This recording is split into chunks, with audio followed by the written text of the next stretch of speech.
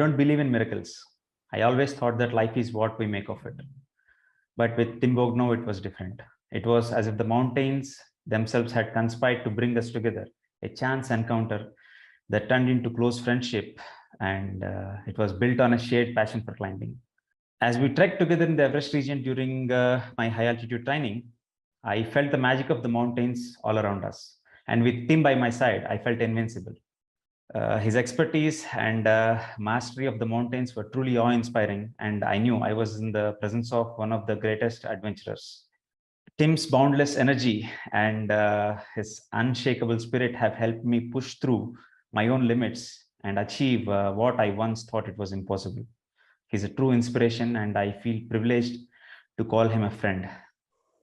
Hello, Wow, everyone. Welcome to another episode of Mountainous Conversation. My name is Venkat. Today, I have a very special person in my life with me, Tim Bogdanov. Hello, Tim. How are you? Wow, that was quite a nice, very, very nice introduction, and very nice to hear. And yeah, those words were really strong. And yeah, I'm happy to call you my friend as well.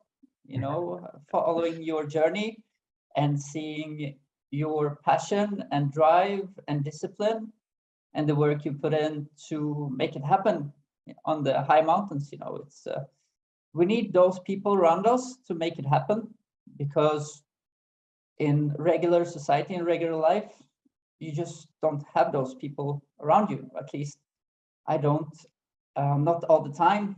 Sometimes I have, but you need more of that for sure to be able to get inspired, to be able to push through, to put in all the work that's required. So yeah, some of my closest friends today are mountain people. It hasn't always been like that, but you know, it's shifting, and we have some kind of understanding together that is very special, and the brotherhood and or the sisterhood as well, you know. It's very nice for sure. Yeah.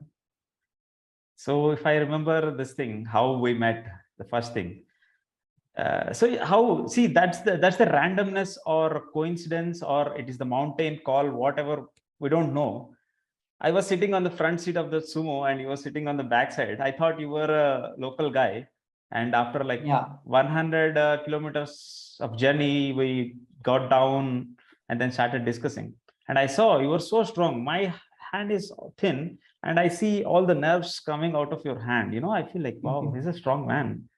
And then we started introduction, and then the journey happened. We trekked. It was one of the fantastic 18 days of my life. Yeah, it was very special. So both of us were there with the purpose of training for the high mountains. Yeah. So that's why we took the Jeep as well, because then we get to start lower down in the valleys of Khumbu, and we get the longer approach for the higher mountains. Yes. And that is super important. Also, it was also one of my dreams, actually, to be able to walk into the Everest region from the lowlands. Yes. To experience the full journey of approaching an 8,000er. Like, you know, not going by Lukla, it's a different experience, I think. Yes. To do it all the way from basically the lowlands, you know. Yeah. It brings more meaning to the whole thing, and your understanding for the whole landscape and for the region as well increases. So I would truly recommend anyone that goes to that region to do it from Pablo or even lower. You can do it as well. Yeah. And you've been there so many times, you know, that was like your third time in the area. You really have a special connection with the Khumbu region. Yes, yes. So tell us about that as well, you know, about yourself, how you started out, because for you, the first time you were exploring your potential, basically. Yeah, exactly. And then you were able to see that you were working well on altitude and you could do more. And then with the years, you progressed from there. I was not, I don't know, it happened accidentally. The altitude addiction or mountains, the sport, I was never a sportsman. I was like very weak person in the entire life. Till the time I really went to these mountains. So Everest, of course, we all know it was a dream. It is a dream for everybody who know mountains. And I remember watching it from a flight journey, like very long time ago. I went to Nepal with all my relatives. That time I saw that it is not my cup of tea, because I don't know anything. I never saw mountains. I was never out of my small boundary. So it happened accidentally, and there was one small insult happened in India, a failed expedition on Dev Tibba. It was my failure. I mean, but that's a very positive failure, which helped me to push myself further. And then today I am happy that I went up to 8,000 meters without a oxygen mask. So Yeah, it's amazing. And that is what happens when we own our failures as well. yes, When we learn by the mistakes, and we are not afraid of them, but you have to be afraid of them as well on the 8,000ers, because yeah, the yes, consequences are just devastating, when things go exactly. wrong up there. Yeah. So that's how it started, and an accident. We also met by an accident. Yeah. I mean, it's an accident Yeah. in time, actually. Yeah, it's amazing. Yeah. And that Khumbu trip, that was a really nice one as well, because that was just after the COVID restrictions had released. So we were basically the first people into that area. And many of the locals haven't seen a tourist there for like 1.5 years and stuff like this. Yes. So that was really nice to be there in an empty Everest region. Yeah. Because I know how it can be otherwise. So that feeling of adventure was there, but it's not as much when you have like 600 people taking photos and stuff like this. Yeah. So I really appreciated that, and we had a nice connection to the locals there as well. I think, exactly. because it was only us. Yeah. So actually, first time we went up to Nachipang. After Paplu, we went to Nachipang in 2 nights, right? Yeah, something like But this. in March 2022, I did it in 1 day, from Paplu to Nachipang. It's amazing, really. I It's super started at fast. 6:45 a.m. and reached Nachipang by 8 o'clock. Yeah, I saw that. I was really impressed, actually, because it's quite a distance. It's a lot of vertical, both up and down. Yes. And it's very fast. And I remember when we were trekking, that the first time I was like carrying 12 kilo maybe, and you were carrying 24. Yeah. So yeah, I don't know why you brought so much. Maybe it was gifts or something, but you had a lot of weight. And but actually you gained more from that afterwards, because you got a lot stronger. If you have another 12K in the backpack, you get stronger because you push yourself a lot, and you were able to climb Manaslu afterwards. So yeah, that was really, really well done. Yeah, that's a great compliment. Anyway, you inspired me that time. You were always 30 to 40 minutes ahead of me, and I have a good competition every day. There is one incident which I was a little afraid that time when we crossing Ranjo. The portion was collapsed, and there were no tourists from nearly 8 to 9 months, right? So that section you were ahead, and then I was a bit afraid somehow. I'm all anyways in the middle of the ocean. I have to swim further rather than going back. So that's true. That was the whole route up there at the top of the pass was totally collapsed. So I had to basically climb over the pass. I remember it was quite steep. Yes. With the scree basically. So that was not obvious at all, actually. Yeah. But it was okay. I mean, we managed, and but it is a very touristy pass. It's made for trekkers. And I didn't really expect it to be so broken. Yeah. I was thinking it's going to be a nice trail to walk across, but that wasn't the case at all. Yeah. So even in the center of trekking on the planet, which is Khumbu and Annapurna region, I guess, you can have those moments where the trail is washed away and stuff like this happens. So what was it like growing up in Sweden? You were born and brought up there, right? So my family is from Russia, and I was born in the Soviet Union. But we quickly realized, luckily, that that country, they just don't care about their people.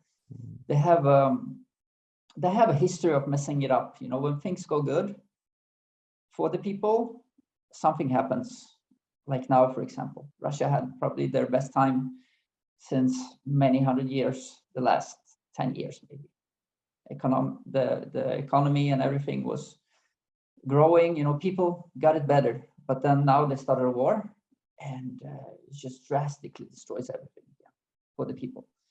So I'm so happy that my family took that choice when I was 5 years to escape that place to Sweden. Sweden is it's a place where you're very secure, and it can be both good and bad to live here, because with the time that you can create for yourself and the wealth in a country like this, in a Western country, you can see how it can go wrong on so many ways with the lifestyles here, the consumerism and the addiction to information, and people, all the companies around here are it's a consumeristic country. It's not like your country. It's very different in that sense, even if you have the same pieces of our culture there as well now.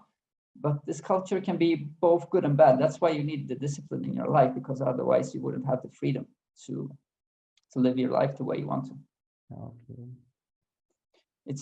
I guess it's in India. You have it's growing the consumerism. People want to own all the stuff. They want a nice house and a nice car, and it's the same lifestyle basically. Yeah. But everybody should know that only like 1 or 2% on the planet live like that. You have to be aware of that. Yeah. And we are not in this part of the world. We are not really understanding that, I think. Yeah. And not acting on it. There is a rapid development in this country right now. Yeah. Let's see the advantage and disadvantages of progress. Progress has its own. It has pros and cons, right? Something like that. For sure. This is the negative side of the progress. Let's see what happens. We are like spectators. Our mission is to climb the mountains, and then we enjoy everything. That's what that's why it's so nice to escape all this craziness, all this I don't know. It's so much, when you're in Kumbu, it's so quiet, it's so nice, it's only you in the mountains, and you feel like you're really taking care of your mind when you're there. You are taking care of yourself, and you're also in a place where you really want to be. And the people there live so simple, and they're still so happy. And a lot of that is also coming now from the development of the trails and the money that is coming with the trekkers.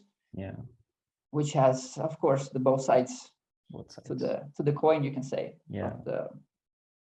But overall, for that country, to see those people thrive there after the earthquake, after the COVID and everything, it really is really a heartwarming, to see them doing good after all that they went through. It's quite unimaginable, I guess. Yes. So you became an athlete initially, and then you became an adventurer. Did it happen? Is it planned, or it happened just like how I became accidentally a mountaineer, like that? So I've been doing sports most of my life. I've been playing tennis, football. We have a big sport here that's called floorball. So, my dad started training me on the pull-up bar when I was 3 years old. He was a real athlete, a really competitive boxer in the Soviet Union, and coming from that Soviet boxing school, he knows what it takes to become really good at something. And he was always there for me when I grew up. If I wanted to do sports, he was always encouraging that. So that became a big part of my life, thanks to him, I guess. So I'm really grateful for that. And next week I'm actually doing a trip with my dad. So that's going to be super nice. That's lovely. Yeah, I saw the photographs. You practicing boxing with your dad. Yeah, it's a skill that he's transferring on to me that I want to have as well, because it's really good training, and he's so good at it. You know, it's really high level. Even now, when he's 60 years plus, his footwork is amazing. His timing and everything. It's quite. It's like seeing a master at work. You know, even if the strength isn't there, but you can see that he's put in the hours to make that to a mastery level for sure. Yeah, and boxing, the breathing goes crazy, right? Yeah, it's a good cardio, but it's also good for the back muscles. When you stretch out your arm, you improve a lot of the muscles that are in the back, and you get a stronger back. And the footwork is quite good as well to work, to be able to move fast. I guess for climbing mountains, it's not optimal, but for building overall cardio, overall health, it's perfect. You know, it's nice. It's a nice, fun activity as well. It's a nice training form. Yeah. And Sweden's best adventurer of the year 2013. Yeah, you know, it was a long time ago now. Yeah. So I what did I do? I cycled from Santiago to Quito in Ecuador along the Andes, and I climbed like 11 or 12 6,000ers, including Aconcagua. So I had all the gear for the climbing on the bike, and I just stopped close to the mountains, and I had everything with me for the mountains, like the boots, you know, the 7,000-meter boot, and the tents, and all the food and gear for an ice axe. I think I was cycling with that. So the bicycle was super heavy, but I got the opportunity to be able to explore by bike and by foot once I arrived to the highest peaks. So that was an amazing trip for sure. And that combination, I was inspired by another Swede that's called Janne Korax, a Swedish climber. He used to do that a lot around the planet, to bring his bike loaded up with everything he needs, and then unsupported go and climb mountains, basically, in China, in South America. And you get really fit by cycling on altitude, doing those passes and everything with all the gear. You get super strong as well. So that is actually a really good way to gain fitness needed for high altitude. So that's how we became the best adventurer of the year. That year. Was that trip. That was that trip I got the prize for. Yeah, that year. Yeah. But the thing is, you know, with prices and stuff, you cannot live on old prices. It doesn't really mean that much. It's who you are today, what you're doing with your life, that is truly important. Because you can fool yourself otherwise, you know. You can say, I'm so good, I did this and that, you know, and your ego is growing, but the real value you get from is being here in the moment and doing things right now. And especially in my situation, you know, when I have to start over with my training now again after 9 months with bandages on my fingers, it's really like finding that discipline, continuity that I had before, and the joy. There was always a lot of joy for me in the training, with the movement on my body outdoors. Throughout the years, it's been a big source of joy for me, you know, so that's a big part of it. It's not only that you gain the body gets stronger, it's also that you feel good, you know, while doing it. There's a lot of value to it. Yeah, exactly. I know. Now I also can feel that, you know, because of my regular workout regimen, you know. Yeah. I've seen you doing great progress over there with the obstacle training ground, and you keep working at it, and the long distance as well. You're doing longer distances now, faster, and I'm gonna be really looking forward to see what you'll be capable of once you're in the Kumbu again, because it's gonna be really fast. It's gonna be really fast. Yeah. Yes. Yeah, it's nice when it comes naturally, you know, the progress and everything, and you can motivate yourself through that goal of wanting to climb high. And when you don't have to push yourself, like with other training forms, I can feel like, you know, it's a bit of resistance, but with running or climbing or preparing myself for a mountain, there's always like a natural desire to perform the training, because also maybe it's the fear of not being strong enough when you're there that is a motivator as well. Yeah. And the biggest fear of them all is there as well, you know, with the fear of death. Yes. It's very present. Yeah.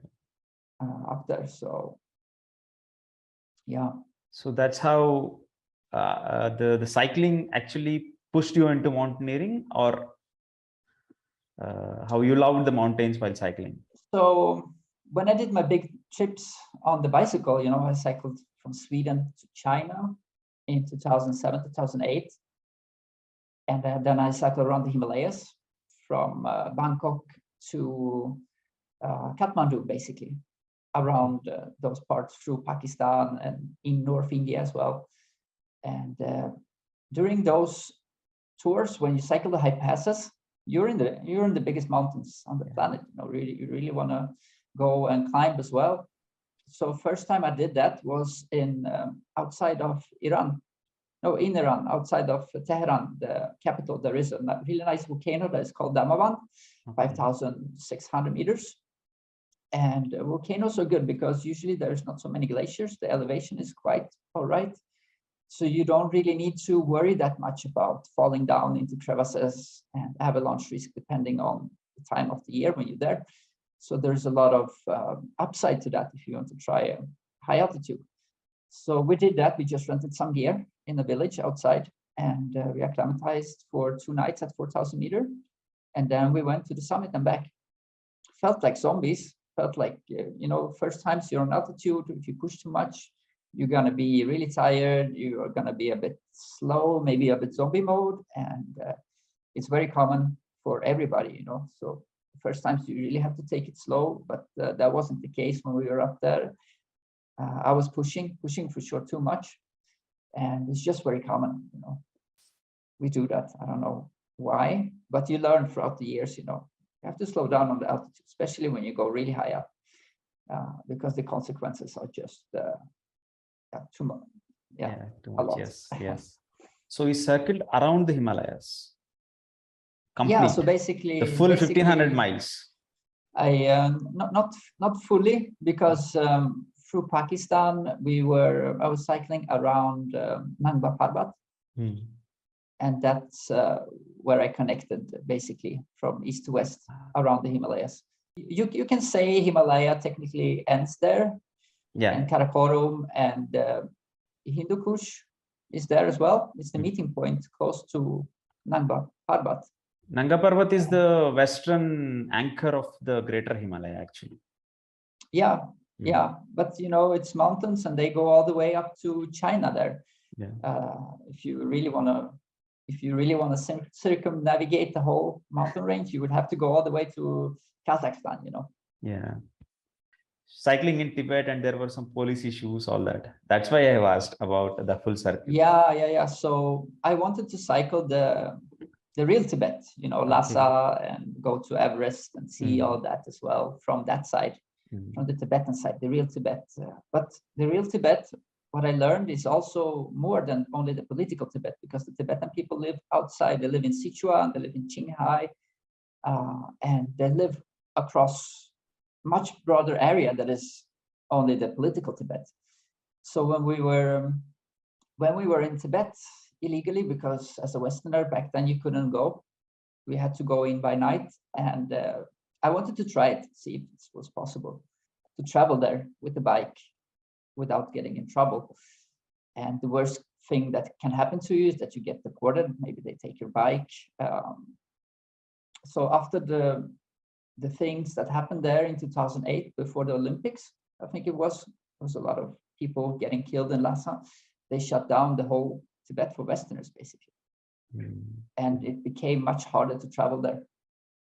So I still wanted to try, you know. You heard stories about people who done a lot of cycling there, still Westerners. And but being there and doing that and hiding all the time wasn't the way I wanted to travel, to feel the fear of getting caught basically 24/7. So after 3 days, we cycled out from the political Tibet, and we were going around, basically around it instead, in a circle. And those areas are amazing as well because it's less touristy. The people there are not, it's the same people as Tibetans. And it's just amazing there as well. You know, the mountains are really beautiful. There's a lot of 4,000-meter passes to cross, massive distances across high altitude deserts, and a lot of peaks to see and to admire. And then you have the Taklamakan Desert that we cycled along as well, which is quite challenging in some parts because the distances are quite long. And after that, you have the Karakoram Highway. From Kashgar in China, you cycle south to the border with Pakistan, and that is one of the most classical roads on the planet as well. In terms of altitude and mountains and all the things that you have there with the valley where you have the Rakaposhi Mountain. What is the name of that valley? It's an amazing valley, one of the most beautiful valleys I've been to.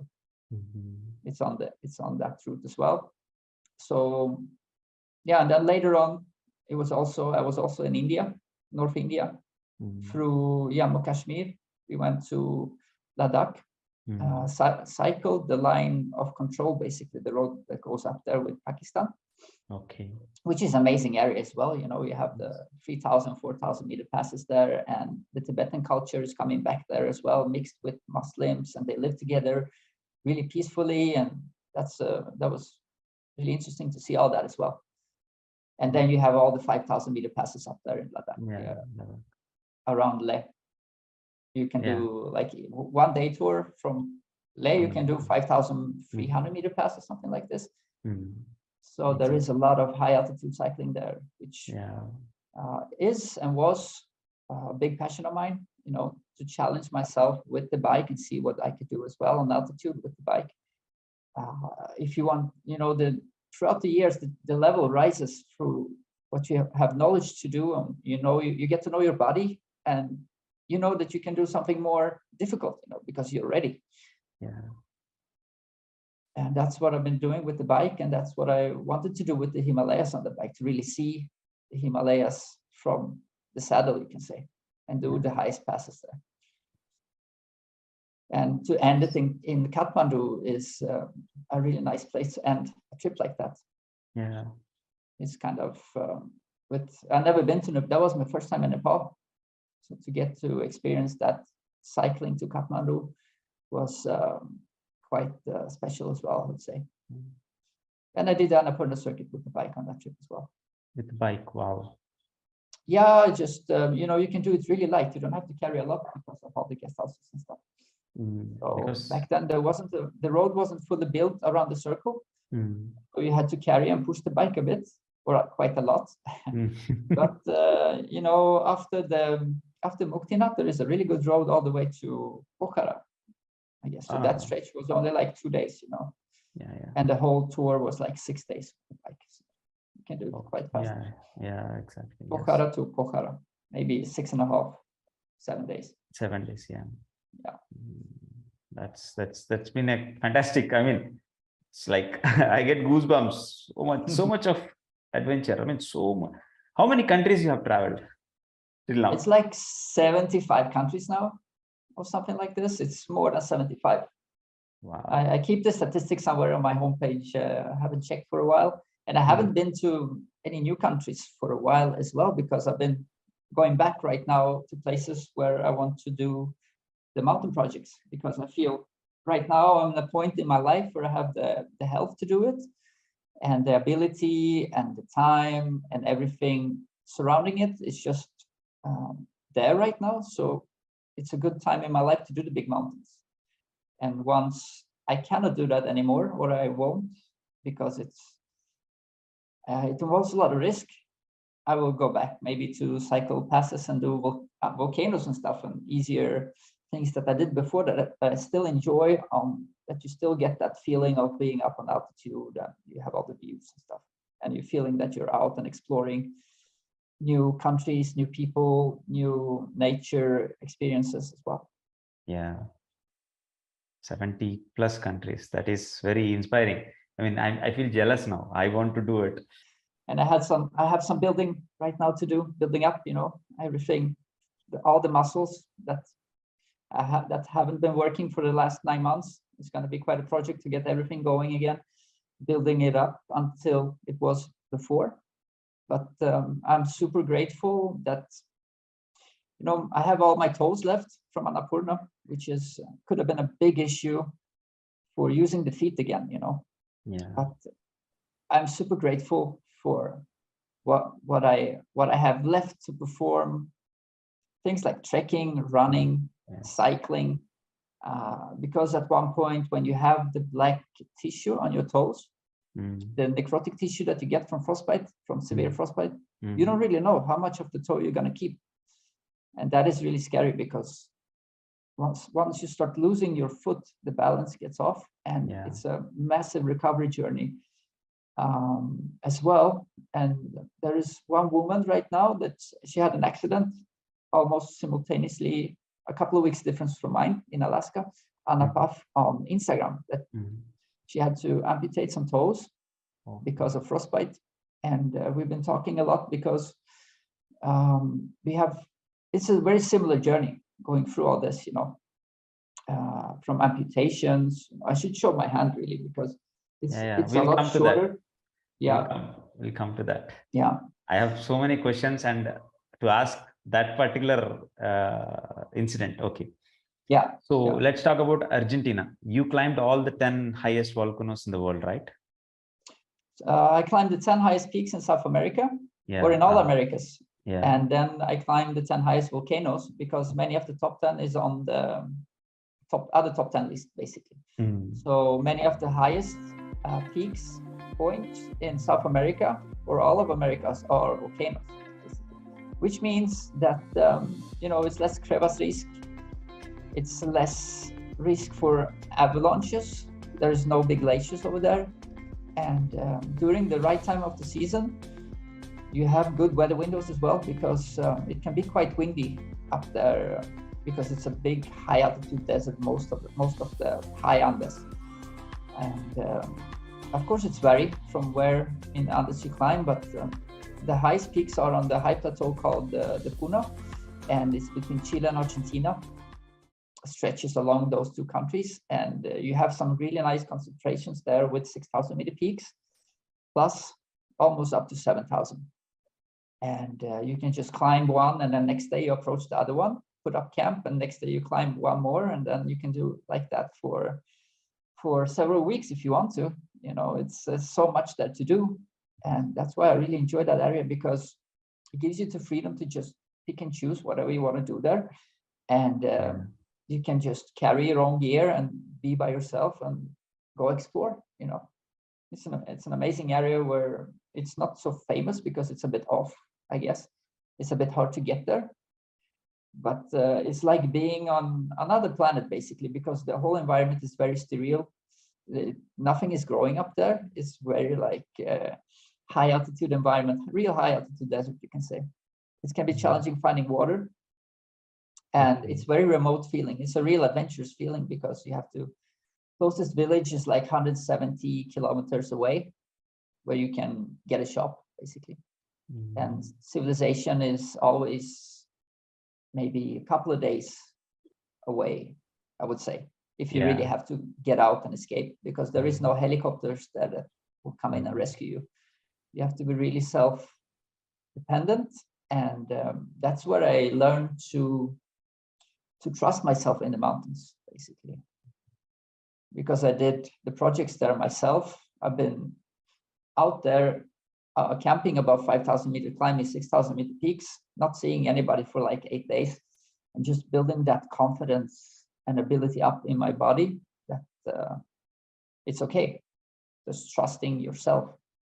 And but for that, it requires a really healthy system. Your body, the whole system needs to be really healthy, because once you're on altitude, it's an extra stress on the body. And that extra stress can trigger stuff in your body that you didn't see before, and that can be really dangerous as well. So people have to be really careful. Like, I'm sitting here and talking about it like it's nothing, but it is quite dangerous. Once things go wrong and you're in, doesn't matter if it's a mountain, even if you're out in nature, outside of civilization, it's flat, even it can be deadly. People die like that all the time, Yeah. Because your body needs to be working. You need to trust it, you need to build it up, and you need to test it before. Yeah. It's super important part. Yes. Yes. Well, what else about Argentina would you like to know? And the mountains there, you have the Aconcagua, which is the classical one. You have to pay like $1,000 permit, which is nice. You can trek it up with trekking poles if the conditions are right, basically. And it's a really nice environment there with a lot of climbers from all over the world. A lot of the Sherpas are coming there now as well to climb it, and it's a nice community. I know a lot of the guides working there, a lot of the porters, and but I only climbed it once myself, basically because of the permit. Yeah. Because there is so much. All the other mountains there are free to climb. You can climb. You don't have to pay for permits on the other ones. It's free for all. Just go and climb. All the other 6,000ers, which is really, really nice as well.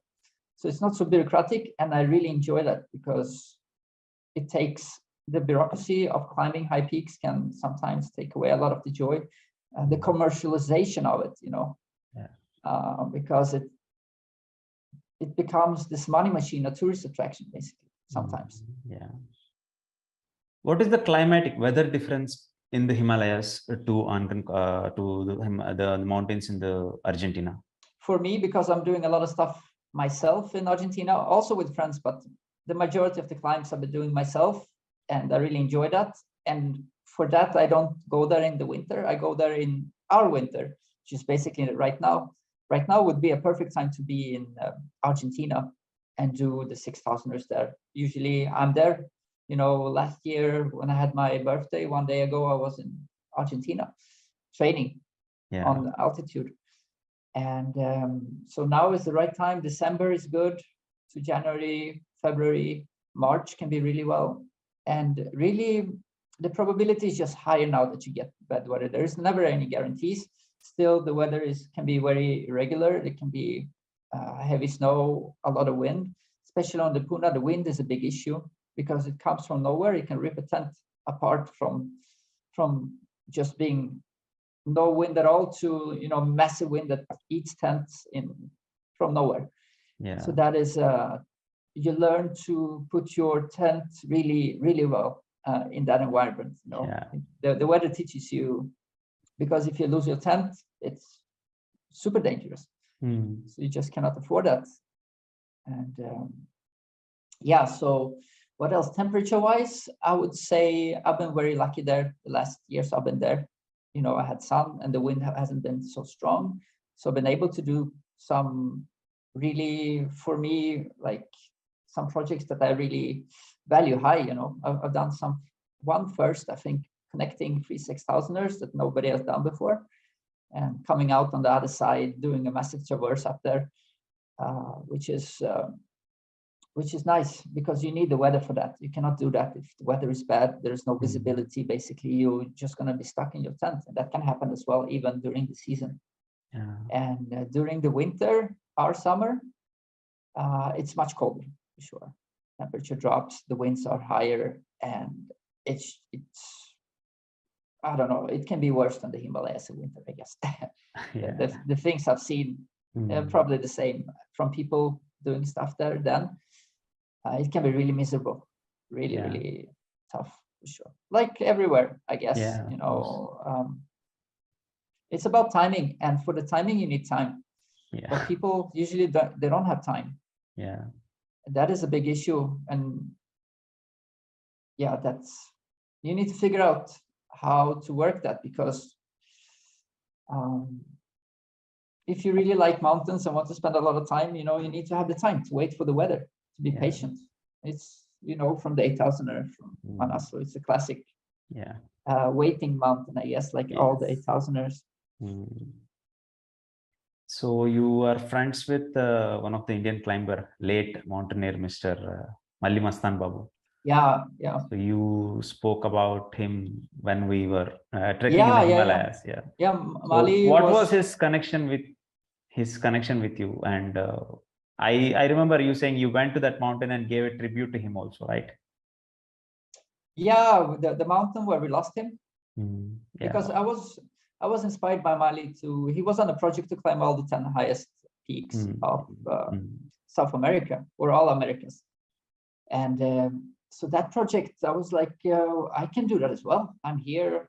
I like it here. I like climbing here. You know, it's a really nice project to do. And he was on it. He was working on it.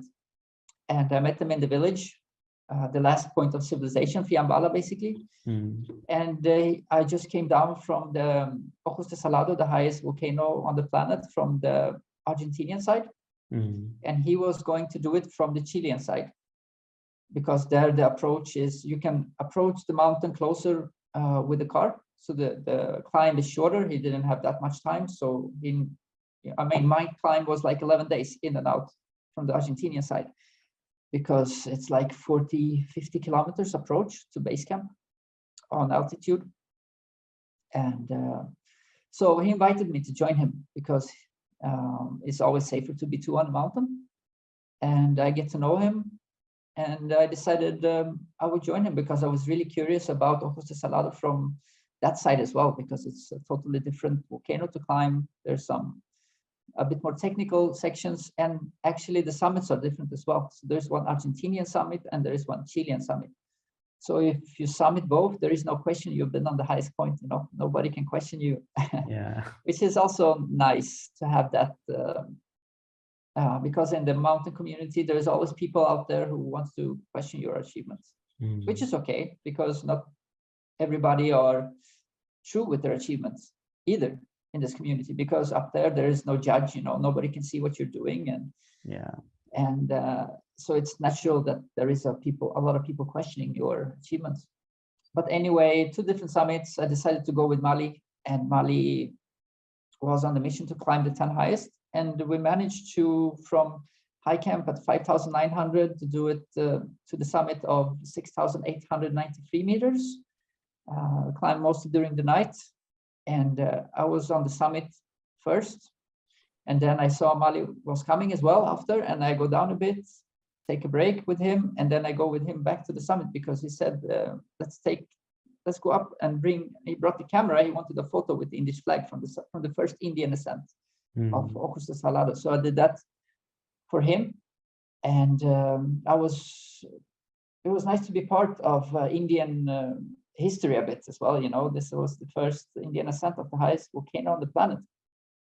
It was a big climb and great memories. And then we went down, and he went back to India, and on and off, we've been spending time in that region collecting those peaks, you know, and been staying in contact. And unfortunately, in 2015, I think it was, we lost him on Tres Cruces, one of the mountains there. So for sure, it's not, you know, it's a very serious game climbing there. If the weather is switching on you, and he was trapped on 6,000 on bad weather, I think. And the storm, I don't know if it destroyed his tent or what really happened there, but he couldn't survive that situation. And it's really hard when you're out there alone, you know, in these mountains, you're really alone. The rescues with the snow, there's no helicopters, like in Nepal, for example.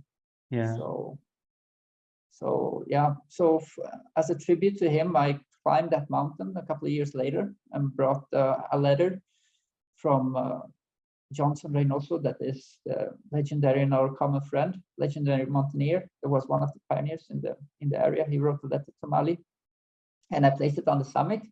And also he has a place where we put some rocks, basically a point on the mountain where we have a tribute for him. So I know his sister has been to the area as well, to see maybe why he went there, what's so beautiful about it. And a huge loss, you know, for everybody, especially for Indian climbing community. I guess he was a massive inspiration for a lot of people. He was one of the first pioneers in India for high altitude climbing. And yeah, it's super sad. Sometimes I think about him, like about the friends we lose on the mountains, because if you do high altitude long enough, you're gonna know people who have disappeared. It's crazy, really, because even with people dying on these mountains, the participation is just growing and growing. It's still so magnetic, and but we're always losing people up there. And I wouldn't call it a sport. People say it's a sport. It's like an extreme sport. It's like worse than extreme sport. But it's a passion as well. It's a lifestyle around it. And yeah, Malli had to give the ultimate sacrifice for his passion. And some of us have been really close, or some of us have done it, and we have to appreciate the people that are still around. Here are friends, and maybe even take less risk, because it's not always about ourselves, it's about the people around us, and they suffer at least as much as we do, like parents and family and stuff like this. And this is this is a big reason to really consider what you're doing, because it's not only about you. Exactly. With the altitude. Yeah, I agree. Altitude is very different. People behave very different. I saw it with my own eyes. Yeah. Yeah. It's it is what is. You just have to consider those things, and I have to consider those things more once I've seen how impactful my decisions on a mountain can be on other people. I think people in my family had it worse than myself, because I, on day one, decided that now is the journey of recovery, basically. I'll tell you that story as well. I'll tell you that story in some time. What happened on that day. There was a spin-off. We were talking about Malli Mastan Babu, and now I had a massive spin-off of, So anyway, we have to respect the people and show that they are not forgotten, people we lost. Hats off there is a tribute I did for him on, I recorded it. It's on YouTube. You can see it for Malli. Yeah. If there's any Indian mountaineers out there that want to see it, maybe we can share the link afterwards. Yes, of course. That's really, it's a great loss for all of us. Yeah, I remember listening this accident on a local FM in Hyderabad. Yeah. So something. Yeah, it was sad. Anyway, time is the solution. It just passes, and we have to move on with. Yeah. As time progresses, right? We have a similar person died in Sweden in 2002. Göran Kropp. It was a massive adventure, inspiration for a lot of people to climb. He cycled down to Everest and climbed that without oxy on his bike. And it was just a massive inspiration for a lot of people. Did a lot of hard stuff in the outdoors, and we lost him in a climbing accident in 2002. This is similar to the status of somebody like Malli in India, So that was super sad. But as you say, life goes on, and those people wouldn't want us to stop doing what we like. So we have to continue on with our lives and find objectives that are the most important for us. Yes. And at the same time, try to do good for people around us, especially we living here in the West. So it's a very egocentric culture, we focus a lot on ourselves, and we can do so much more, really, in terms of helping other places on the planet as well. And instead of buying that expensive car that you really don't need, we can do so much in our society. But it's the habits we build becomes our lives. Yeah. That's the way it is.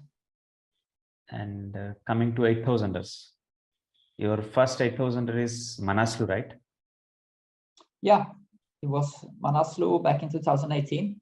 Okay. And that was my first attempt on an 8,000er as well. Yeah. I was going there with Makalu Extreme, which is a Russian Nepali supplier for the base camp. So I just got base camp support, and I got all the stuff into base camp partially through them, but also I carried from Samagon my stuff because I was on ultra budget. Basically, I had to keep it really cheap, so I preferred to get some training in carrying my gear to the base camp. Then parts of it were carried with the locals, but parts of it I carried myself. So I carried 24 kilo on the trek in, and then I did some runs from not running, but trekking from Samagon to base camp with my gear to get it to base camp. So that was a really good preparation. And so I felt super prepared because in the prior month, I was in Tajikistan and I climbed Peak Komunisma, which is 7,500. And it's quite a long climb. It's not like a straight up. You have to cross a big plateau. You have to down climb a couple of 100 meters here and there. So it's quite a long climb. You can almost compare it to 8,000, except the last 500 vertical, how that affects you. That is really individually with the altitude. And but it's almost like an 8,000, I would say, in terms of how much it requires from you. And so that went really well in Tajikistan, and I felt ready to try my first. After 7,500, I felt like, okay, now I feel like I have a good chance to climb an 8,000 and succeed. So that was the goal, and it went really well that year. We had the conditions, the weather, the people. There were, I think, on that in 2018, we lost one person during the whole season, and which is always tragic. But in comparison to other seasons, it was much better in terms of avalanche risk. If you compare it to this season, we had a terrible season where it was avalanches right and left, and the risk was just extremely higher. Yeah. And I was just lucky I was there at the right time. 8,000ers are like that. They're different from year to year. The weather is different, and you just need to be there at the right time. And you have to accept that maybe it's better to turn around if the conditions are not there, you know. Like now this year or last year on Manaslu, almost everybody. There was only some successful teams. Yeah. But it was amazing to see for me that I was capable of doing an 8,000er without oxygen. I was working so well. My body was working so well. I was able to speak on the fourth summit. I was standing, and back then I was thinking I was on the main summit, but it was actually the fourth summit, which is what it is. Yeah. And you can still be very proud of your achievement of being on above 8,000 without oxy. Yeah. And because that requires a lot, you know, and also genetically, not everybody can do it. It's very different from that point of view. It might look simple for when the Nepali or the Tibetan people with Tibetan heritage are up there, you know, but for us Westerners, it looks like it's much harder, I guess. Yeah, that I observed. I have some experience with that, because somehow Westerners are not so active at that after 8,000 meters. Some of the Westerners, not without proper preparation, it can be very, very dangerous. Because I was surprised by my performance at and in Camp 4. I laid a tent. I picked the bag of ice for melting from somewhere a little far away. And the next day night when I started, it was okay. It was good. But somehow, you know, after I reached like just very close to 8,000 meters, like just 2-3 meters away, I saw this flag there. That's the 8,000 meters. That somehow I thought like, okay, maybe, I used oxygen for the rest of the 163 meters. But it was good. It was really amazing that I was surprised to see myself very active above 8,000 meters. Yeah, it's a exploration of your ability, basically. So, and you know, this environment is like the hardest environment nature can present to you out there, basically.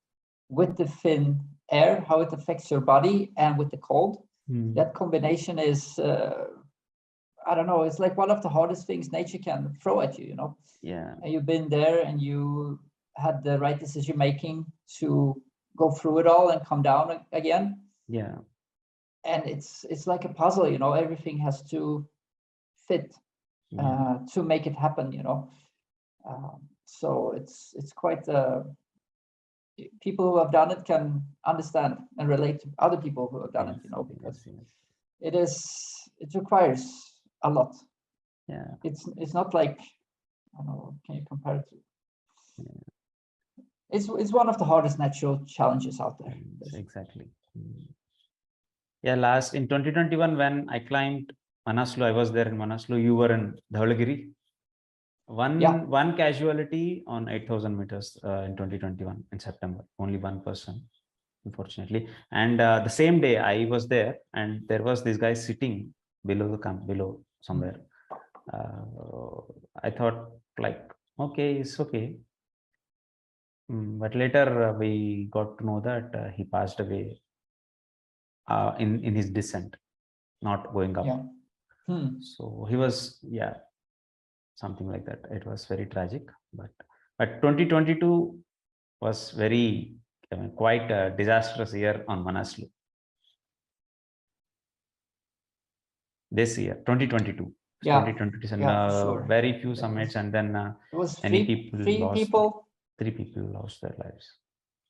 So what is the people, I think, what is the difference between Manaslu and Dhaulagiri mountains? Dhaulagiri, you guys have waited for more than 11 days, right?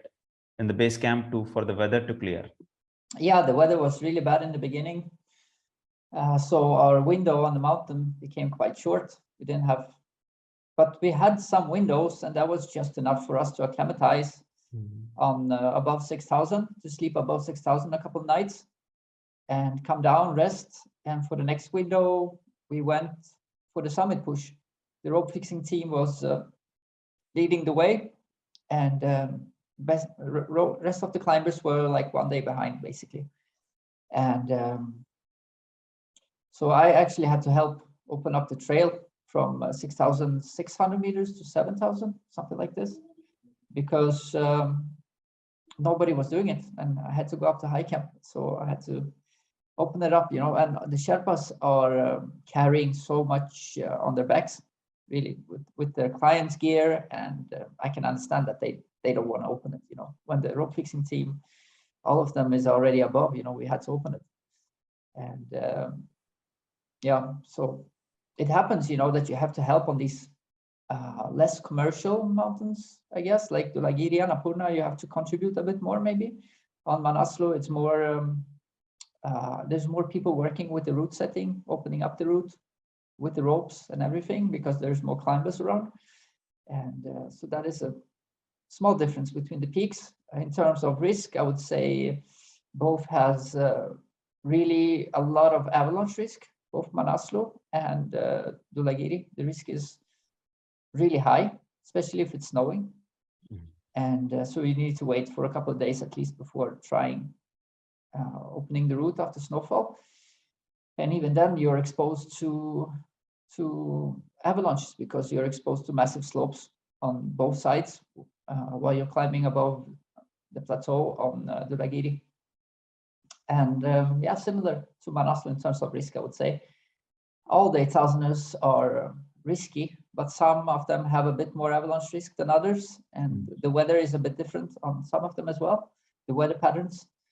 But you know, it's pretty much very similar in terms of the risk. And then you have the risk of the extended 800 vertical meters, like on Everest, for example. But on Dhaulagiri, I would say it's after Manaslu, it's fully possible to do it. It's just the decision making has to be there, you know, the same decision making that you got from Manaslu that took you safely up and down that mountain needs to be there. That is the thing. You need the same body, the same power, endurance, cardio, and you would be able to do that as well, for sure. The height is the same, basically. And the summit pushes are longer on Dhaulagiri. It's from around 7,000 100, we started to 8,100. Not like on Manaslu, where we start at 7,400, which is a bit higher and shorter summit push, which is actually better, I would say. If you can make the summit push days shorter, it's for your benefit, because the less time you have to spend up there, the better on that high altitude in terms of how your body functioning and everything, because the more time you spend up there, the more dangerous it becomes.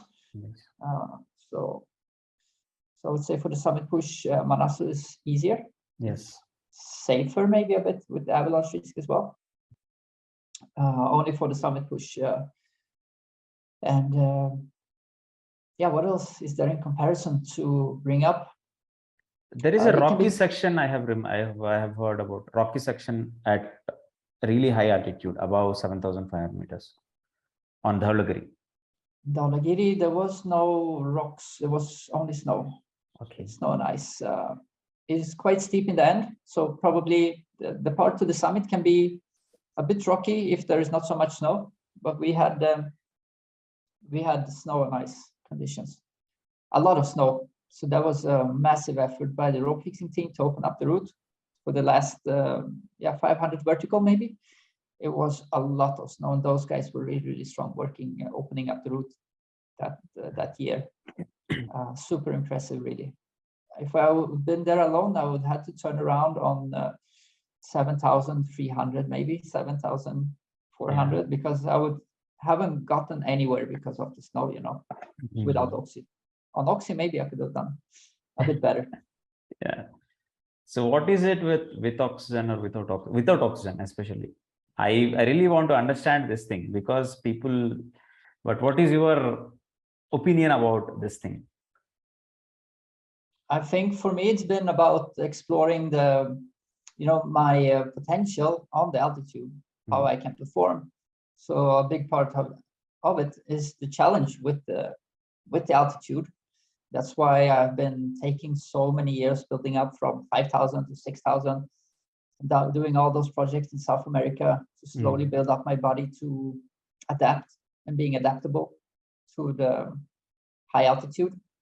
And then I did 3 7,000ers before I did the 8,000ers to adapt even more and feel secure with my body and performance above that altitude.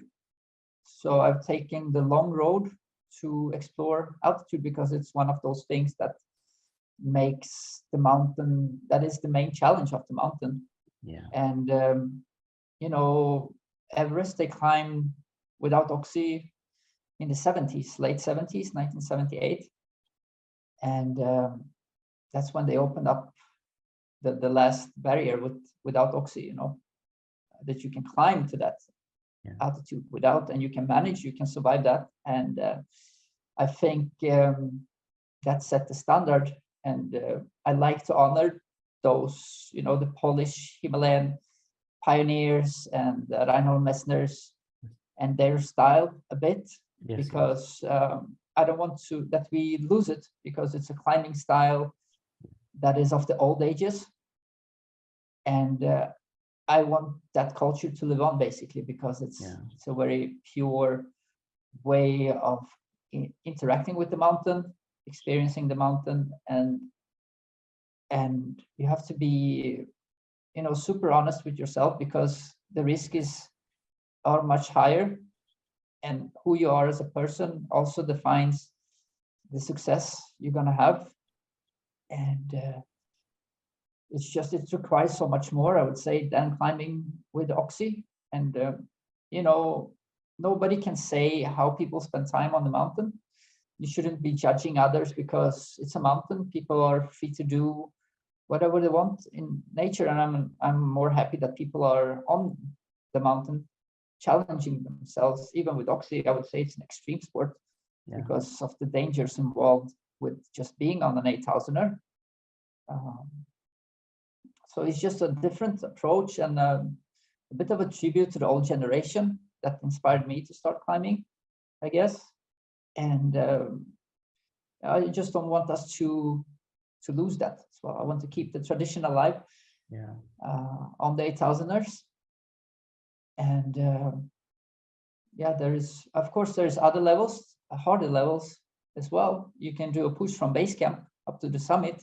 People have done that on the 8000ers. So you can always find next level. You can find the technicality, but you need to find a level where you can feel comfortable up there, and come down safely. I couldn't come down last time because I was in a really bad situation. So I have to reassess and I have to rethink my decision making on the mountain. And so if I try it again, I need to make sure that I can myself get down the mountain. I don't want to put anybody in danger. And luckily this time I didn't. Because everybody survived. And so you have to think of your actions as well, how it affects other people, I guess. So, yeah, as you said, this room only, I was sitting here last year. I suddenly heard the news that one guy is missing on Annapurna. He is not back in the mountain. Okay. And unfortunately, it happened to be you, right? Yeah. You went to Summit Push. I've been following every day, and I've been in touch with other, you're with other group. There's this Indian climbers. You guys came back and then took a hot water bath somewhere in Dana area. And then again, you flew back to base camp because of the weather window. So this room, I sat and then I was like, what, man, this guy is, if he's suddenly missing it from my life, what would happen for me? Like, it was so depressing that night. I was like, I couldn't sleep that night. I spoke to many people. We happened to meet the Pratik or somebody. I don't know his name exactly, the insurance company guy. And I spoke to Thaneshwar for like, I bugged him 10-15 times.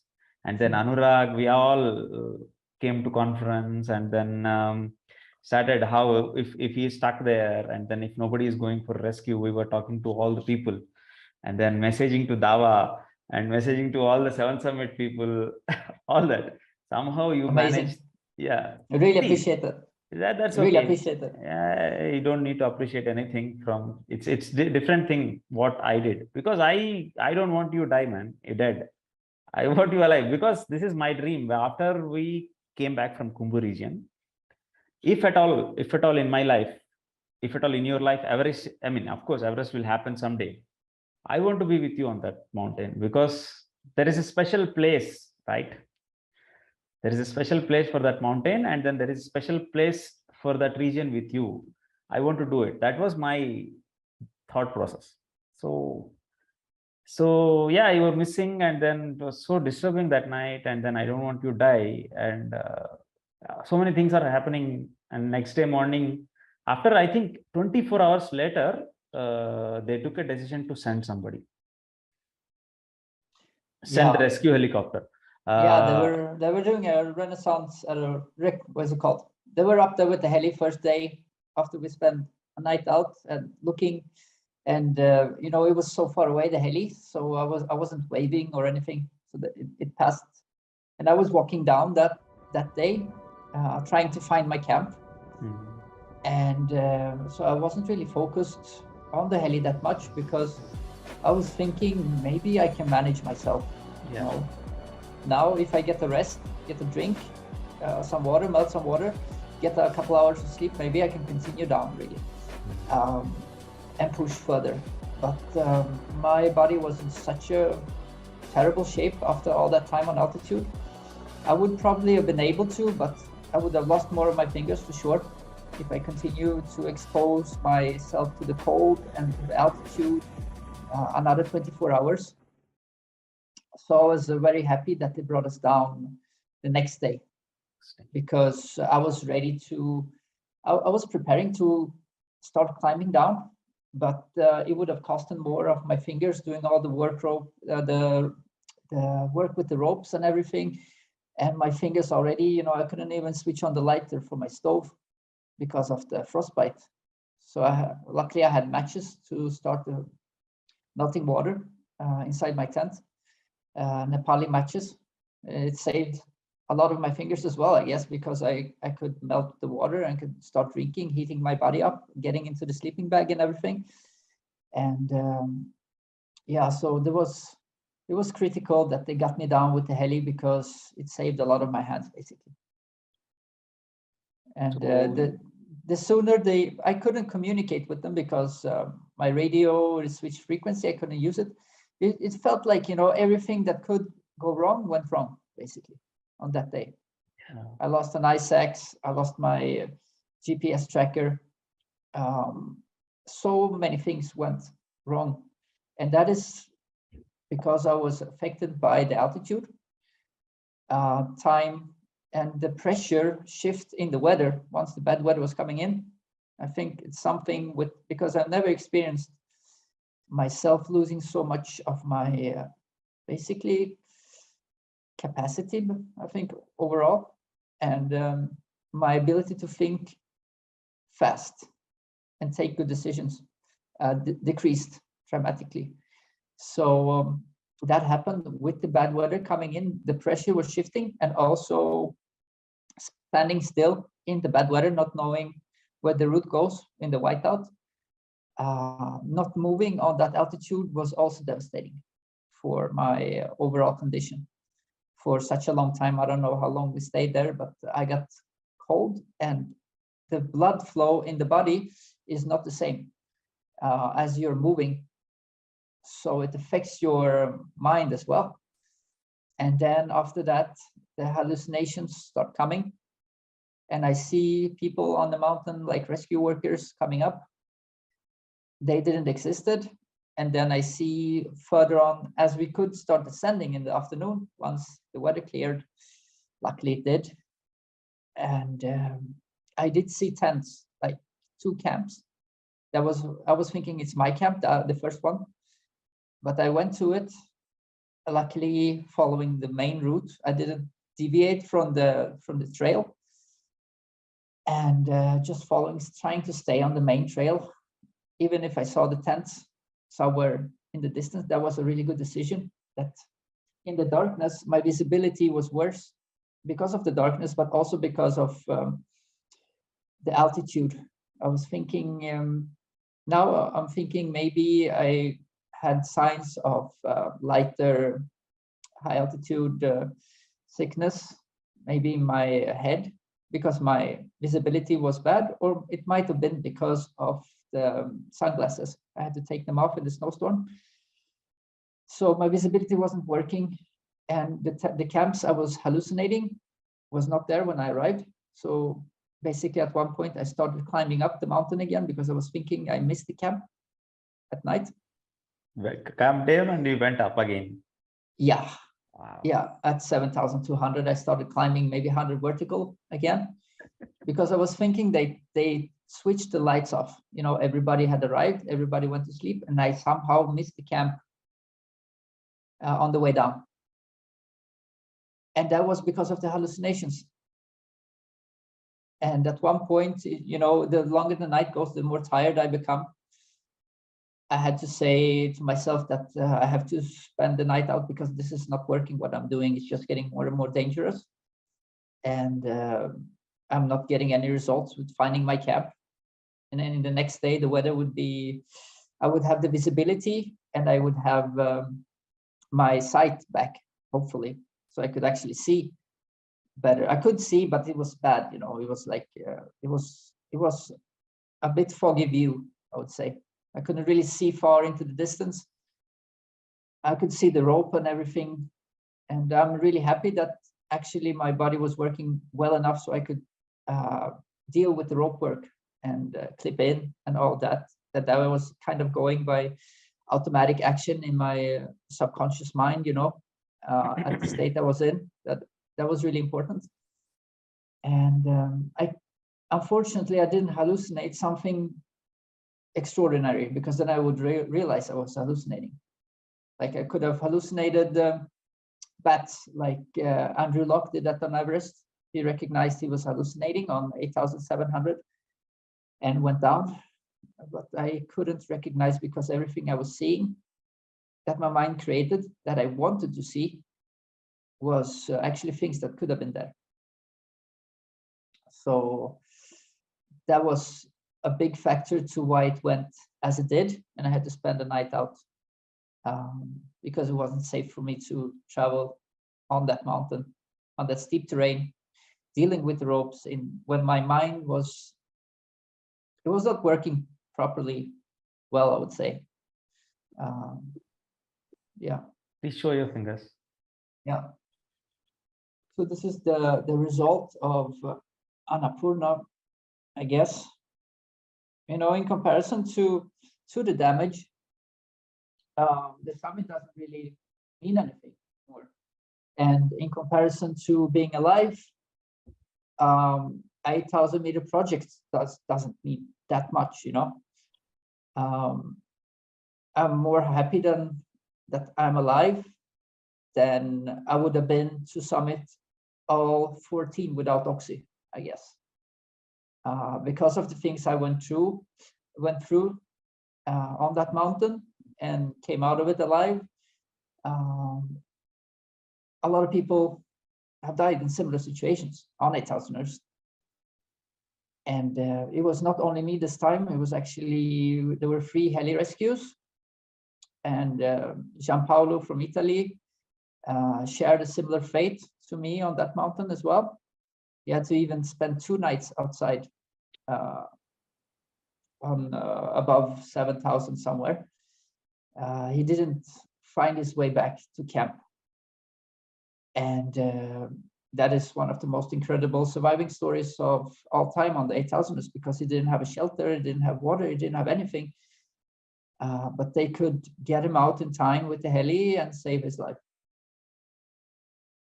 And same thing, there was an Indian climber as well, I think, that was evacuated. So it was 3 heli evacuations in that period where we were in the bad weather. And really what it comes down to is the decision making, you know. We should have started earlier. We should have, because the weather wasn't good at night, so we pushed the starting time to 2 o'clock at night. Then there was a line of climbers that was also there when I wanted to start at 1 o'clock, around there. That they were a bit stuck because outside my tent was a vertical section and it was like 15 climbers not going anywhere there. So, but that is the standard on the 8,000ers today. You know, it's going to be lines. You have to plan and work around that, going on days when there's nobody on the mountain, or just have the extra time to spend. But the time spent standing there freezing without oxy is very precious time and can also give you frostbite. Yeah. So this whole thing you have to navigate around somehow and find the best solution. And mine has been to make sure I start, like on Dhaulagiri was a perfect example how well it can work as well, because I started like 9 in the evening, summited 10 in the morning, I guess, or 9 in the morning, around there sometime. And just had enough time to take it slow and easy. When there was people in my way, I let them pass and let the people who go down first, and then you go up. So that worked out really well. There was a lot of climbers, a lot of summits that day, and everybody that they summited and came down alive. So it can work really well if you give yourself the time as well. So you slept there in the open? Yeah, connected to the fixed line. How long? So I decided to stop. I don't remember what time it was. It was some time at night, you know. I've been active since maybe it was more than 20 hours I've been active, because I started 2 at night, and then 2 a day I was on the summit, and then around 12 o'clock at night maybe I decided that this is getting too dangerous, I have to stay here. And so I clipped into the rope and spent the night out hanging from the 2 fixed ropes, 1 anchor, or it's actually 3 anchors on because it's 2 different ropes. So yeah, I tried to find a spot where I could just be so secure as possible, hanging, putting weight on those fixed ropes, and that was where the anchor point was. So, but it wasn't the best spot to sleep, because it was actually, it's maybe better for frostbite and stuff like this when your body is more vertical and you're not lying down on the on the ice, because then the whole body gets cooled down. If you're more in a sitting position, which I was, you have a higher rate to survive frostbite, to survive up there, because I couldn't build a tunnel or like I couldn't do that. I didn't have the ice was too hard basically to build a shelter inside the snow. So I had to just spend hanging off the fixed rope, and that's what I decided was the safest to do at the time. And that was actually a good decision to not continue in that state that I was in. And even if it cost me some fingertips, it didn't cost me my life. So those decisions you take up there can really, in that state of mind, when you're so affected by the altitude, can really decide if you're coming down or not from the mountain, and how much of the toes and fingers you're going to keep. You sat there and watched the sky. That's it. Did you sleep? Yeah, so I was very tired. I slept for a couple of hours during the night. And actually, with all the information I have now, the best decision would, of course, just been climb down the mountain. Sooner or later you're going to find a tent. Yeah. But because I didn't have that information then, I had other information that I got from my mind with the hallucinations. I took different decisions, and I really tried to find my camp. And it wasn't the right decision, but it was a decision good enough to save my life, basically. Because if you don't continue know, climbing, do you remember anything like I want to live tomorrow, or some thoughts will be there, right? I want to go down, or what happens if I sleep? Did you have any thoughts? Actually, I want to understand the mind condition. That's it, because I have never experienced hallucinations in my life till now. I don't know. So that's why. And I really want that story from you, because I don't want you missing on the mountain, on any mountain from now on. I'm going to keep track on that. That's why. Yeah, no, there's a lot of experience to share here that needs to be fought over by all climbers. Yeah. With the hallucinations, I shared basically all the information that needs to be shared, and you can recognize to a certain degree. But if you hallucinate stuff, that's why it's good to have other people there as well, that can help you if you start hallucinating tents. That's one of the risks with climbing in my style. When I basically climb alone, I'm not relying on anybody, and I can rely on people on the mountain, if you climb with somebody, but I've chosen to climb because I want to be able to do it basically by myself. Yeah. But that involves the risk of maybe you have to spend the night out if you're hallucinating, and I have to deal with that if I want to put myself in that situation again or not. Maybe I can do some things because I've been on the 8,000ers before and everything went fine. It's not sure that it's going to happen again. Maybe it's only with the bad weather and standing still. So if my decision making is just a bit better on the 8,000ers, I think my survival rate would go up drastically, because of all the experiences I had. What was your question again? I forgot what you were asking about. Yeah, that's the thing. Like you sat there and watched the sky. That's it. Yeah. So and no other thoughts. And then what was your thought process? What was the active thought process apart from hallucinations? Because you are making some judgments. And then what was your survival instinct at that point of time? So it was finding the camp. Once you find the camp, you can you're in a much better position. Of course. Because you get your body heat up, you're warm, you melt the water. So I needed to find my camp, but I couldn't do it.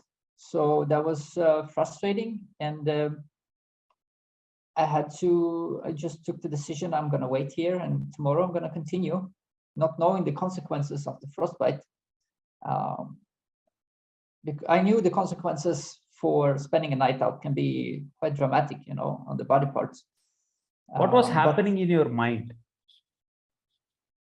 What was your fight in your mind? Anything? What was your memory? No, I wasn't thinking. I was so close to death Okay. as I was. There was no thinking thought about it. process at all. No, I knew people have spent nights out on 7,000, 8,000. It is possible to do it and continue the next day. And with mixed results, of course. Some people have managed really well without any frostbite. Some people have died during similar circumstances. But the willpower, you know, a lot of the climbing is up to the willpower for you to reach your objective and come down again. If the willpower is there, then you get the extra energy needed to go through those hard times. And you can train that up through experience and work on yourself and to have that strong ability to push through really hard situations. And I think I've been able to train a lot of that when I've been doing solo climbing on 6,000ers in South America. Yeah. So that's a big part of why I was feeling so confident in that situation. Yeah. And because I'm used to being alone on the high altitude. So that helped me a lot. Because of the training, because of the preparation that you have done, so preparation is the key for mountaineering. I mean, maximum preparation is what is required, right? There is no one key. You cannot say there's so many factors, you know. Yeah. You have the thing that with the willpower, you need to be able to go through the hardships with the cold and with the thin air and suffering. You need to be a friend with suffering, because suffering is involved in any high altitude climbing trip, basically. Yeah. Above 4,000, because up to 4,000 you can go with shorts and t-shirt. Yeah. And then it starts getting cold. And that needs to be trained, you know, that is experience. And the willpower is also experience. And some really good people in the mountains say like even up to 90% it's mental, the climbing. I don't know, because the legs are really important. The strong legs, you need to have those as well. And there's a lot of factors contributing to, it's not only one key, it's many keys, you know. Here we had some, but there is plenty of more for sure. Safety, you know, be able to know how to act in dangerous situations. There's a lot of things to work on and have knowledge about that are keys to climbing and coming back down on the 8,000. Yeah, that's really incredible. You know, it's really brave. So thanks for coming back. I really want to say it's. I know how much pressure I have felt on that day, and then you know, right? In hospital, I was so angry on you. Yeah. I mean, but that's not anger. It happens. If you climb enough mountains and you push yourself, this is a really high probability that something like this is going to happen, because I've been pushing myself, exploring my potential on the 8,000ers, and at one point you hit the wall, basically. Especially on altitude. So I have to reassess, and I have to improve my decision making, and I have to come back stronger. And it hasn't. I don't feel any stress to come back to the 8,000ers. I feel like right now I'm more afraid of them because my body is not ready. But when I'm ready, it's going to feel very different. Because the confidence is going to be there again. And the sensitivity to cold for my fingers is also an issue I need to deal with. I will needing to have maybe battery packs for heated gloves or something like this, because right now the nerves are still healing in the fingertips. So that process might take up to 6 months more until, so that might improve that with the nerves and frostbite and the sensitivity against cold. But I need to train it through cold water exposure, see if that is working. And I also need to be working on finding a new solution with the gloves. But really, I'm not in a hurry to go back to the 8,000ers. There's when you get the chance to come back to life from a really hard situation, you know, there's some other projects I want to do as well. involving volcanoes, 4,000-meter volcanoes. Yeah. I really like those as well. Trail running, bicycle touring. Just want to give those other projects some time and some time to build up myself again. And over time, the urge for the Himalayas is always there. It's going to come back stronger, once I feel I'm ready. Yeah. And we'll see what happens then. Yeah, of course.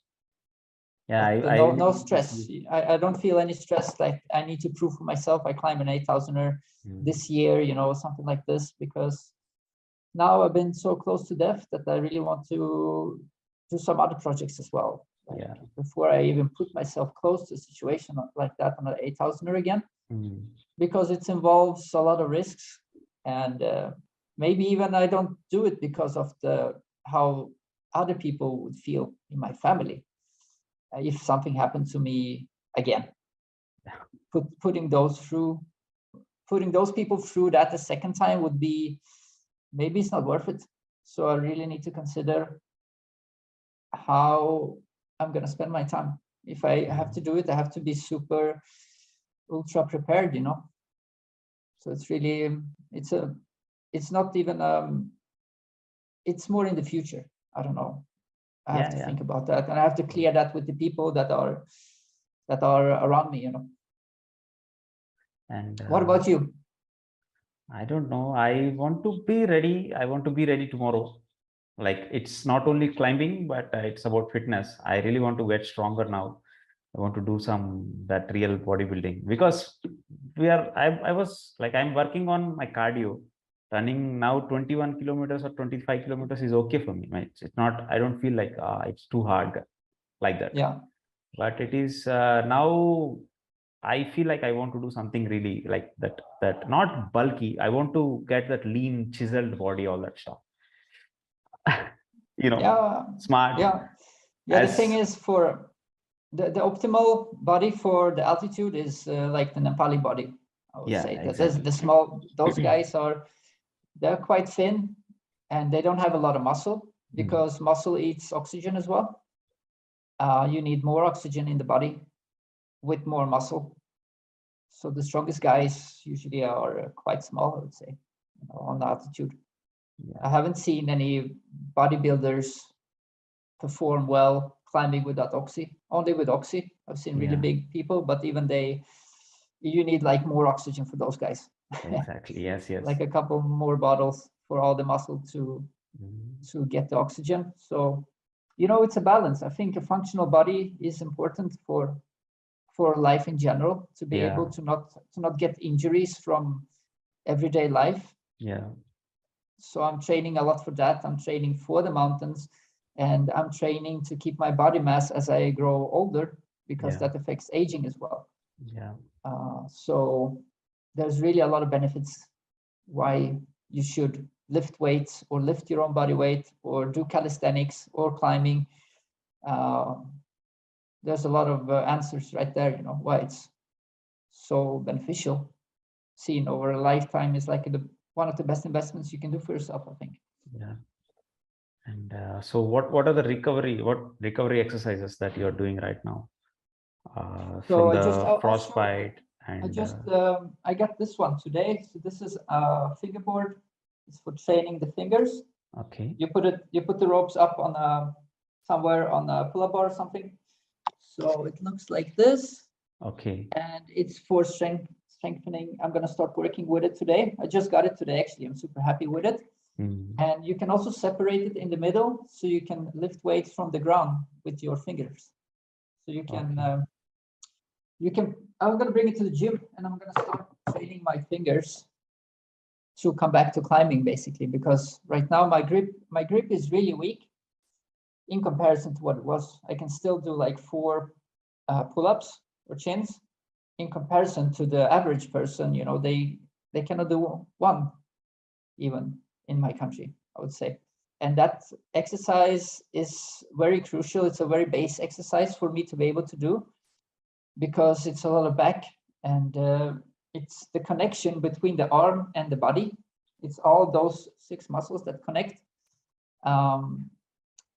If you're strong there, you just get less shoulder injuries, and your posture gets better. with the help of the pull-up bar. So that's always been like really good base exercise, because in everyday life, our arms are not here, they're below the shoulder. And you need to put the arms up into that position to build the strength needed to not get injured when you get older, basically, I would say. So I'm really happy I can do that exercise and that my grip is improving. I can do like 4 or 5 pull-ups right now. Yeah. And the goal is like maybe 30. I want to be able to do 30 straight without resting. 40. 30 is enough. 30. Okay. Yeah, it's enough, I would say. So when I'm there, I would say that I'm starting to feel like my old self, you know, like the strength I used to have. And that's where I want to be. Even did the one-arm pull-ups before. And I will explore that as well. It's just about commitment, time, and the discipline to continue with it. It's just that, you know, you just have to work on it, and with time, you'll see the results. And it's like with all training, you know, it's the same thing. People, they just give up too fast on things. They don't have the commitment, because the really hard things, like climbing 8,000 meters, it takes time. It takes a lot of time to prepare and to be ready for something like that. And that is the challenge with it, and the beauty of it as well. Because there's a lot of, you get a lot of confidence and a lot of fulfillment from doing something hard. So basically, you get an expert you get the ability to do something really hard. That is the skill, basically, that you can focus your mind on something long enough and accomplish it. And then you know what you're capable of, and you can expand on it for the next project. Yes. So there's a lot of value there. Yeah. What is the diet that you are following to quick recovery and you know, coping up with the fitness right now after the accident? What did you say? What is the diet? What is the diet regimen you're following to get back to normal strength?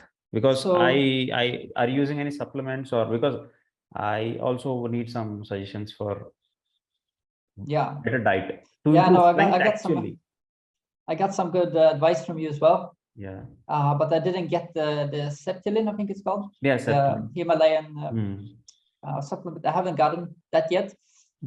Here, the challenge is there is not so much sun during the winter, so I supplement vitamin D. That's the only, maybe omega-3 a bit. Yeah. That is basically the only supplements I'm using. I'm trying to eat fruits daily, and food can be varied.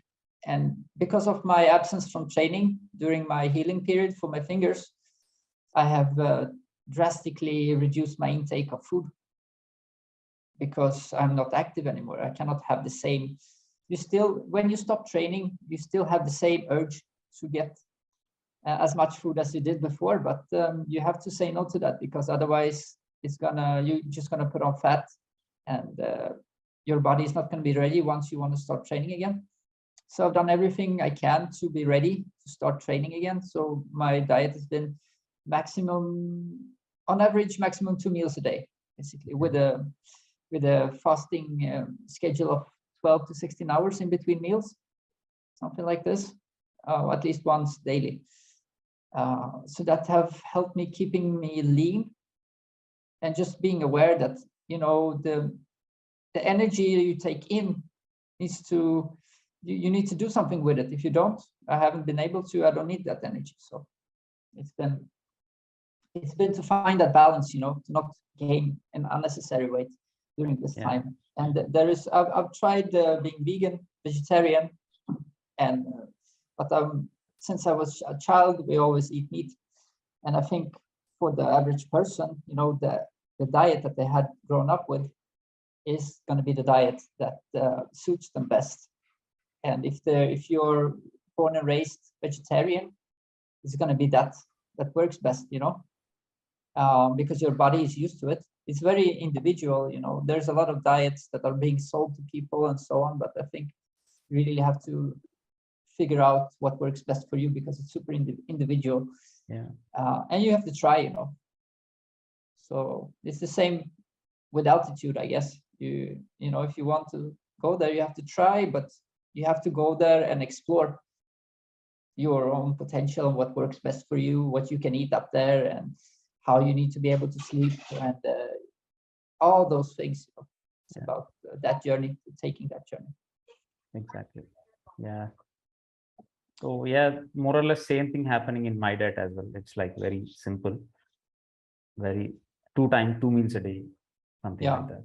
Yeah. No, you had some really good diets. You were showing me photos, what you were eating when you were training. It was very strict and it looked really well. Like, you come over here, you'll also have the same diet, and you'll have a lot of D vitamin here.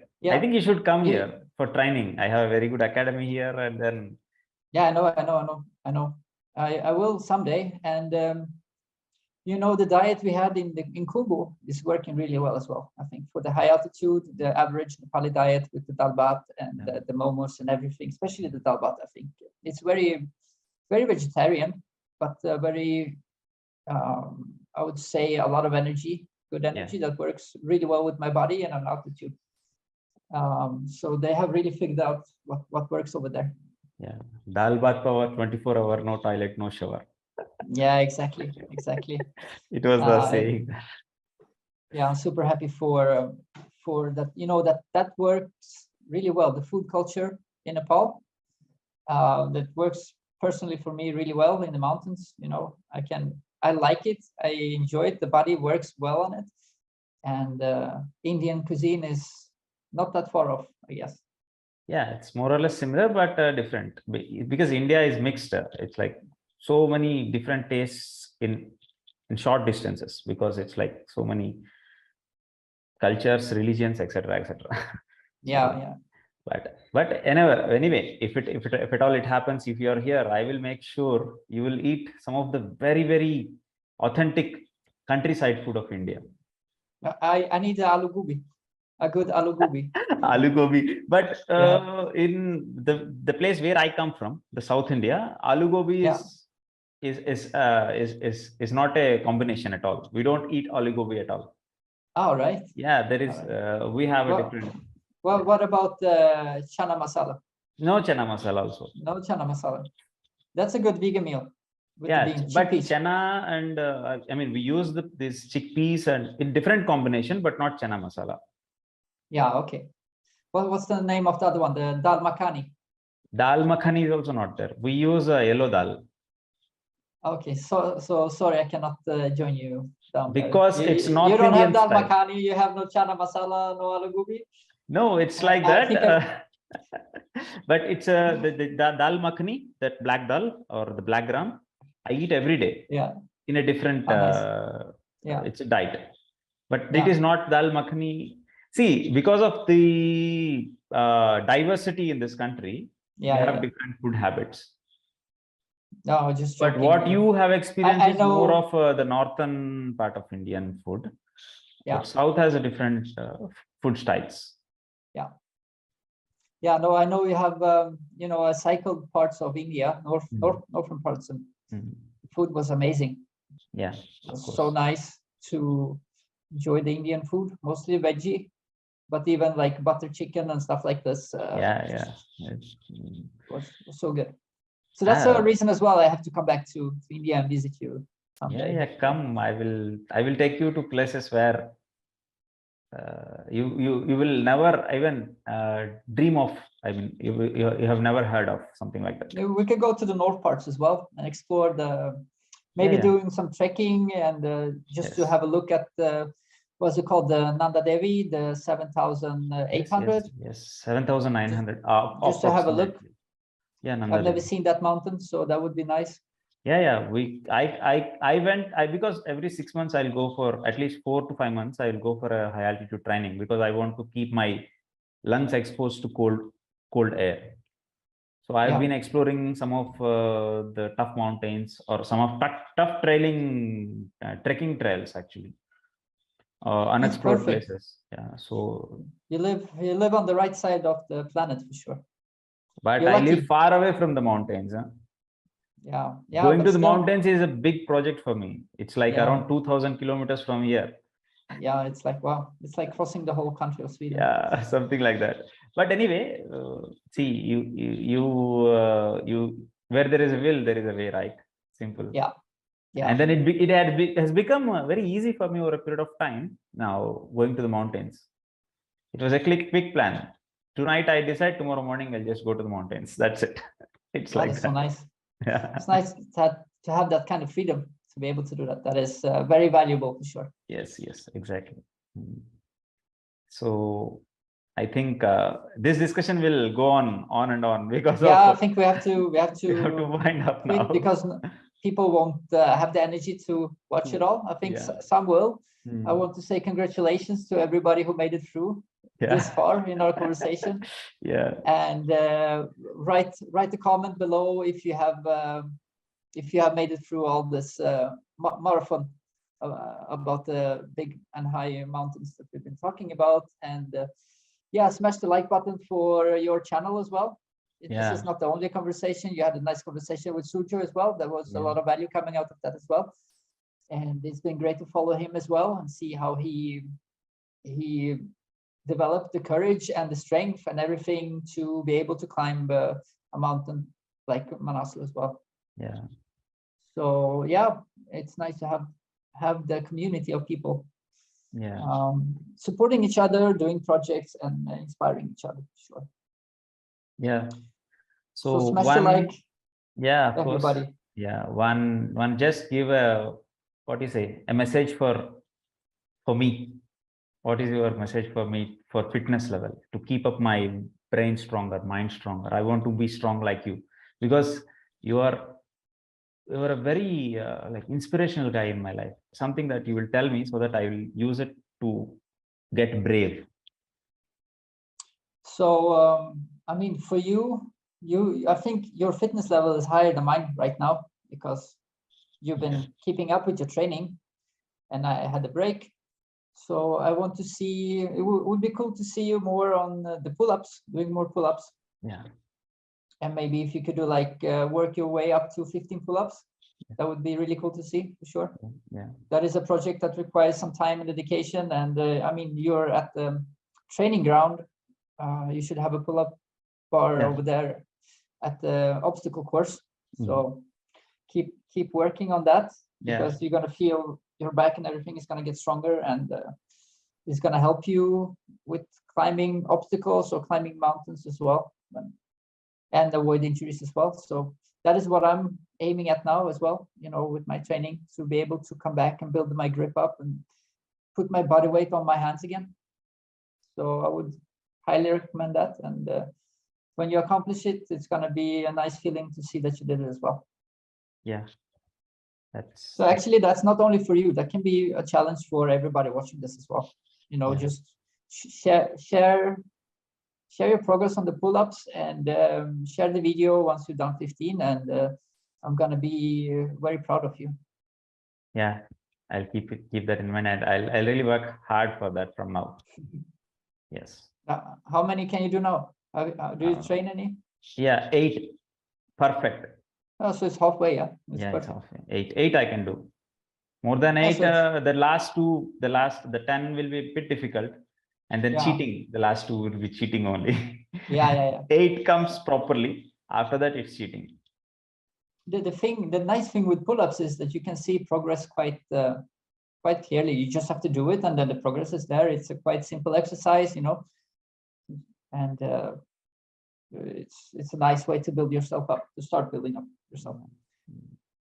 So now I am able to climb the rope with leg support till the top, and then I'm able to do 2 pull-ups at the top of the rope, you know, at the top bar, the big rope. Yeah.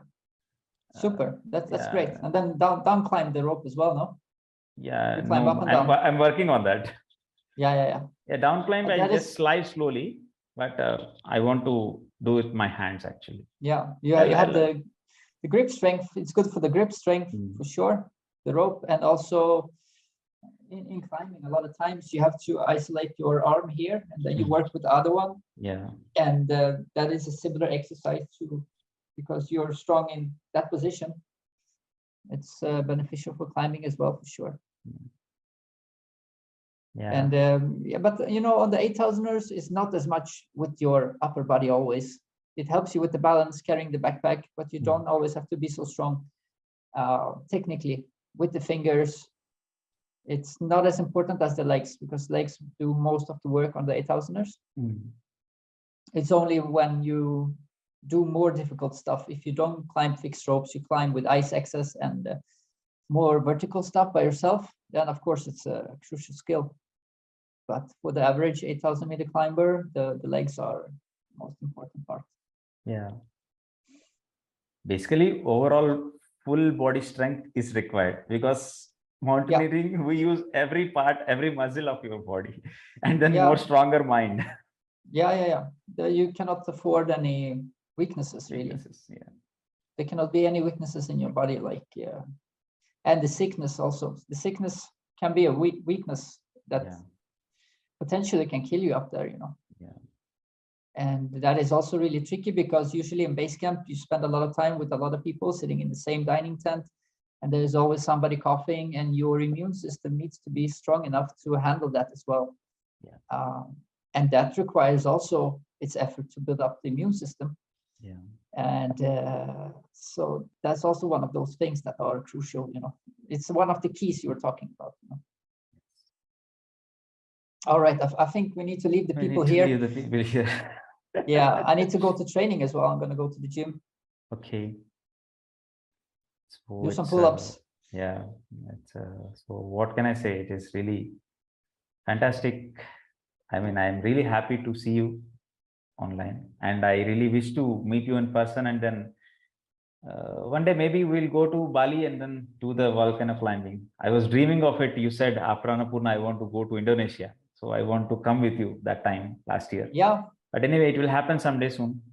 Yeah, I'm thinking maybe I want to do that bicycle tour with collecting the highest volcanoes in Indonesia and cycle the islands. Maybe that's going to be a future project, and you're more welcome to join that for sure. Yeah. It's close to you. Yeah, we'll see. We'll and see. I really wish to be with you. Let's see, on an adventure, because that's what keeps us alive. Yeah, it's the main motivational factor right now. It's the fix the body and do something, do a new project, you know. I've always been having those projects for the last 15, 20 years, something like this. And it's been amazing, really, to have those memories, all the people I met, to have that instead of having the materialistic things that most of my friends in society have. I feel like this is at least as valuable to have what I have, but you cannot measure it because you cannot touch on it, you know. And in a society that is designed to measure things, it's not always desirable. So that I just wanted to end on a bit philosophical quote there, and I want to say thank you to you for being being a good friend, being a true friend through all of this, and helping me also to move forward, you know, to come back. Yeah, that's also really important with the friendship in life, with people that are there for you when you need them. Yeah, that is truly important also. So thank you for that, and thank you to the viewers for watching, for sticking with us for a couple of hours here, and hopefully we can provide some value for them as well. Yeah, exactly. And thank you for accepting my request, and I can't wait to see you soon in person, and then going on a trial. On this note, yeah, we'll see. I'll keep working. Yeah, I'll keep working. All the best, and you keep working as well. Yeah, so sure. Have a great day, Venky, and we'll stay in touch. Yeah, sure.